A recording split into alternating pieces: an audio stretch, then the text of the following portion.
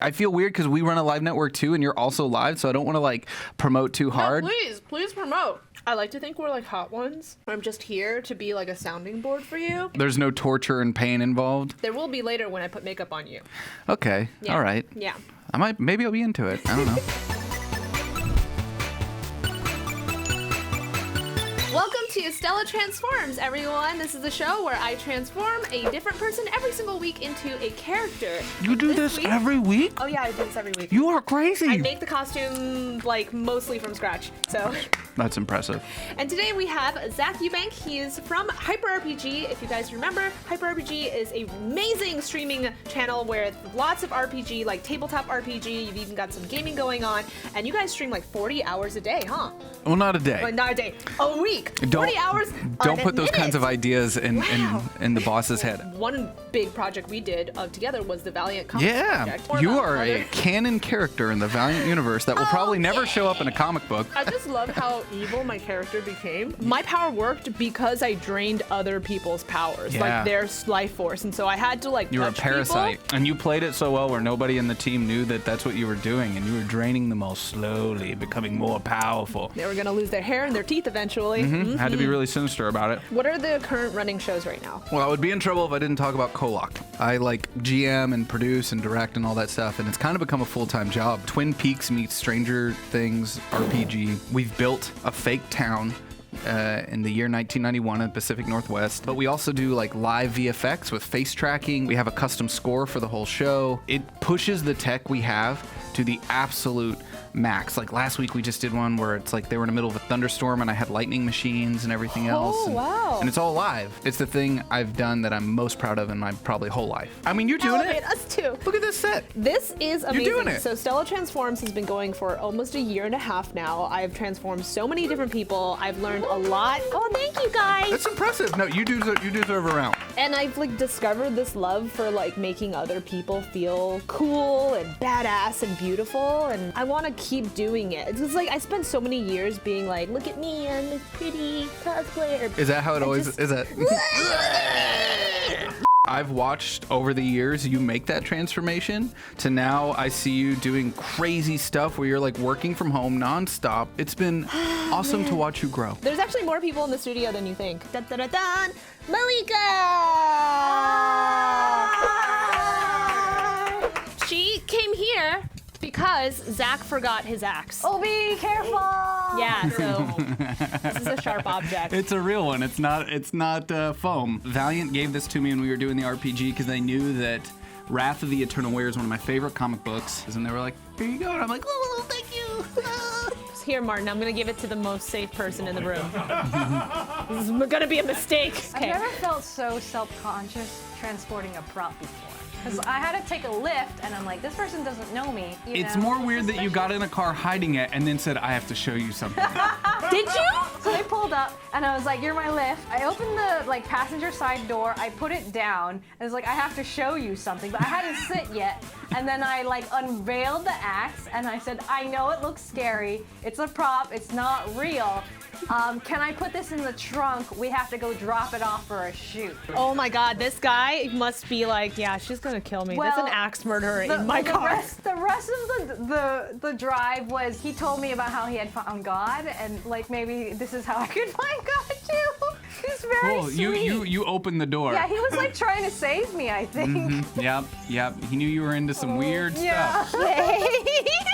I did the tiniest bit of research about Eternal Warrior because I wanted you to teach me about him and tell me about what Eternal Warrior is about. He's part of a 3-brother team, so there's these books in Valiant. Ivar the Time Walker, Armstrong, Gilad, they're all brothers. Thousands of years ago, they found a place called the Faraway. Gilad died.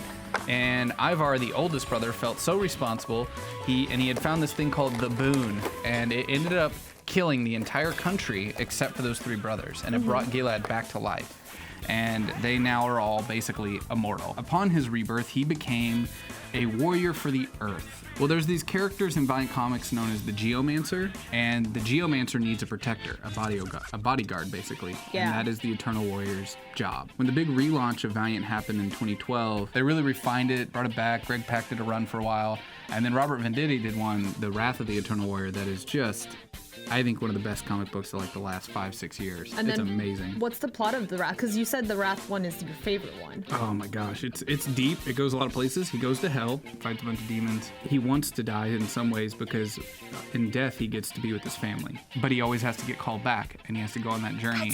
And this creator makes this labyrinth to test all the different ways the Eternal Warrior can die. They're trying to learn how he's immortal. All the thousands of different ways he gets killed in this labyrinth and then brought back, and then gets mutilated and then brought back, and then mutilated and brought This would be a back. great video game. There's this really great cover I saw where it was a split 4 quadrant where you could see the different places he's been in his life. There was like a cool. medieval, there was like rural, Yep. and then like Yeah. future. So this costume specifically, what period of time is that It's from the Wrath of the Eternal Warrior run. This is Rigid Collagen, and what it's going to do is going to make this scar look pretty legit. It's going to glue your skin kind of like in a pinched way.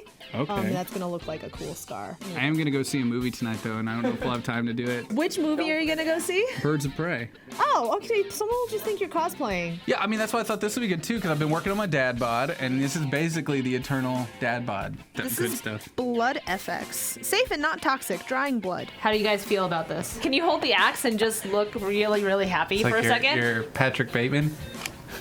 I've completely switched to buying girl shoes for guys. I am currently putting on armor for him. That is some intense boobage. I mean, it makes you look like you have pecs. Totally.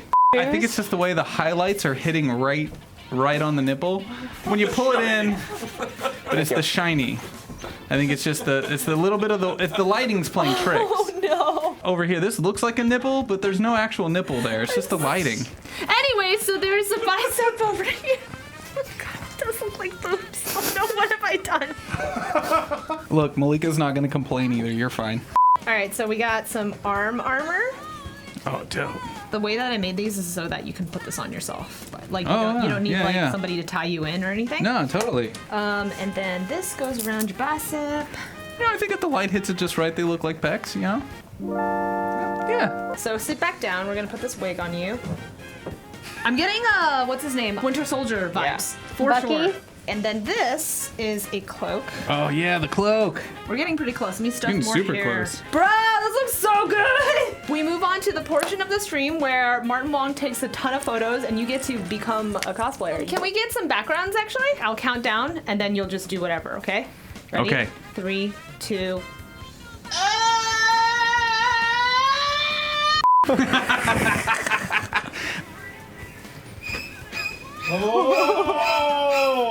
Wow.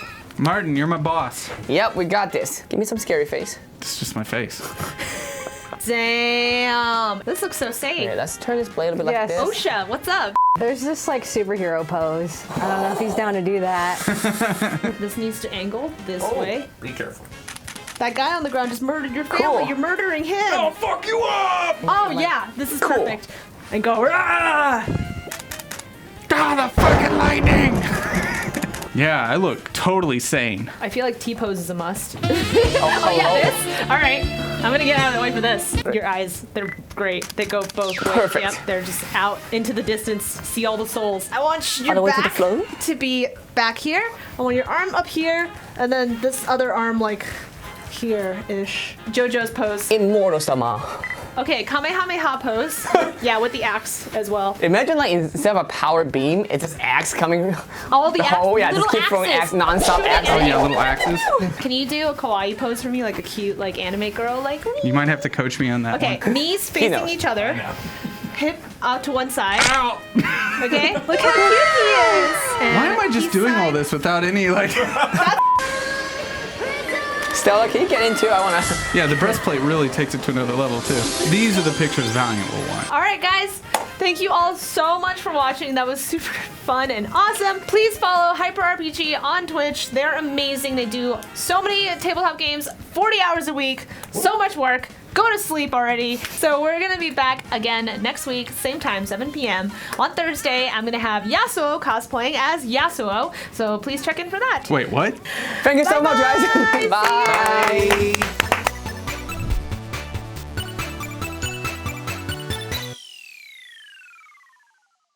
And now for a little mini cosplay tutorial. You have a little piece of your cosplay right over here. So we have something here called Rub and Buff. We got it in pewter and in a gold leaf.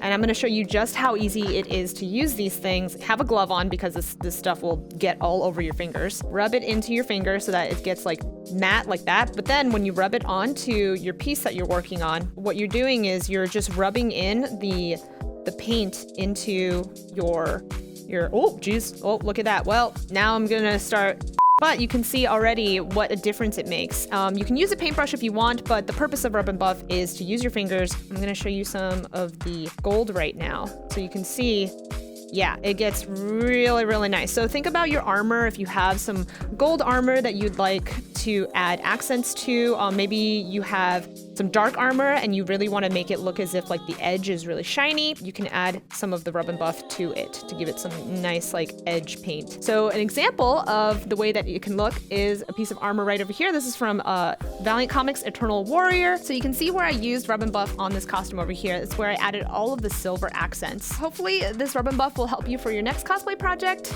Thanks for watching, guys.